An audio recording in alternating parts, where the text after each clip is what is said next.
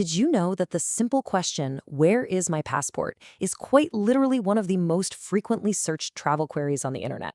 It's a question that sparks serious anxiety for travelers everywhere. Because whether you're waiting for the postman in London, refreshing your email in Toronto, eagerly watching the mailbox in Sydney, or waiting for a police verification update in Bangalore, your passport is your golden ticket to the world. And sitting in the dark, just waiting for it to arrive, yeah, that's no fun at all. But here is the good news. Modern tracking systems provide direct online portals to completely relieve that waiting anxiety and give you total peace of mind. Almost all major countries now offer a digital infrastructure designed to keep you updated in real time. It's totally transformed what used to be a frustrating black box bureaucratic process into a fully transparent journey. Okay, here's our roadmap for this explainer. We're going to cover the tracking journey, walk through a step-by-step tutorial, decode all that confusing status jargon, troubleshoot common issues, and look at ways to actually speed up the process. Section 1. The Passport Tracking Journey. Let's start with the very first step, identifying exactly what you need to access your status. Before you can track absolutely anything, you need your unique identifier. You really have to keep this safe. For the UK, this is your 10-digit application reference number, starting with PEX if you applied online, or POD if you use the post office check and send service. Down in Australia, it's a 9-digit code, like AB123456A, which you'll find on your payment receipt. Over in India, you're looking for a 15-digit alphanumeric file number located on your acknowledgement letter. And in Canada, it's simply the file or reference number on your receipt. Without this specific key, you basically can't unlock the tracking portal. Section 2, Step-by-Step Tracking Guide. Now let's dive into how you actually use these numbers on the official portals. Take India's Passport Seva portal, for example. The workflow is super intuitive. You just navigate to the home screen and look for the tracker, usually a very clear Track Application Status link on the menu. Most government systems, like the UK's Gov.UK or Canada's Application Status Checker, feature a very similar, highly prominent button right there on their main passport landing page. Next up is the input form. You simply drop in your specific application type, that unique file number we just talked about, and your date of birth to instantly pull up your live status. Now, why the date of birth? Well, it acts as a secondary layer of security, ensuring that only you can see exactly where this highly sensitive document is in the pipeline.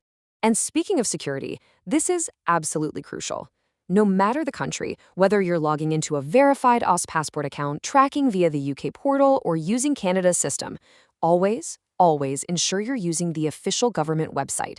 Avoid those third-party trackers that ask for a fee or your personal data to help you track your passport. The official tools are completely free and secure. Section 3. Decoding your application status. So, what does it all mean when you finally log in? Let's break down the most common jargon you're likely to encounter. In process simply means your application has been received and is undergoing review, like standard background checks. Approved is the major milestone you want to see. That means verification is totally complete and you're headed to the printers.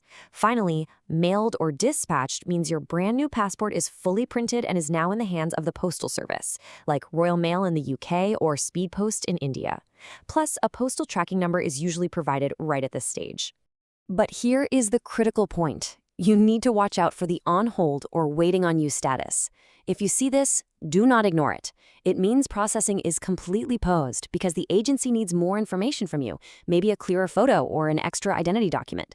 In places like the US, UK, and India, if you hit this roadblock, you typically have exactly 90 days to provide the missing documents before your application is outright canceled, and no, you won't get a refund. So keep a close eye on your email inbox and your spam folder just in case. Section 4. Solving common tracking issues. Even with advanced digital systems, things don't always go perfectly. Let's look at how to troubleshoot. A huge question we see all the time is, why hasn't my status changed in weeks? It's super important to know the difference between a normal bureaucratic delay and a technical issue. A normal delay is just a stagnant status. Say you're waiting for India's police verification to clear, or waiting for Canada's initial intake window to process your mail-in application before it even shows up online. A technical issue, on the other hand, is when you're putting in the right numbers but getting a weird login error. Honestly, this can often be fixed just by clearing your browser cache and cookies, or trying a completely different web browser. But what if you reach that final dispatch phase and disaster strikes?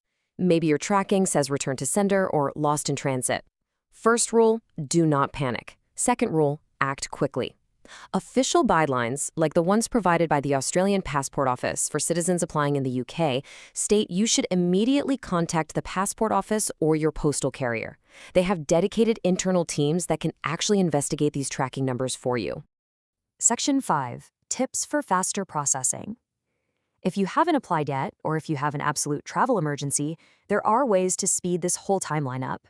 As a general baseline, standard processing usually takes about 3 weeks in places like the UK.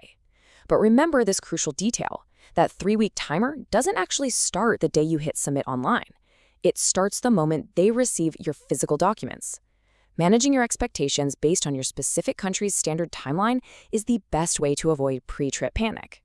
For faster processing, you can definitely leverage premium routes if you're willing to pay a little extra. For instance, you can use the UK's 1-week fast track or their online premium service.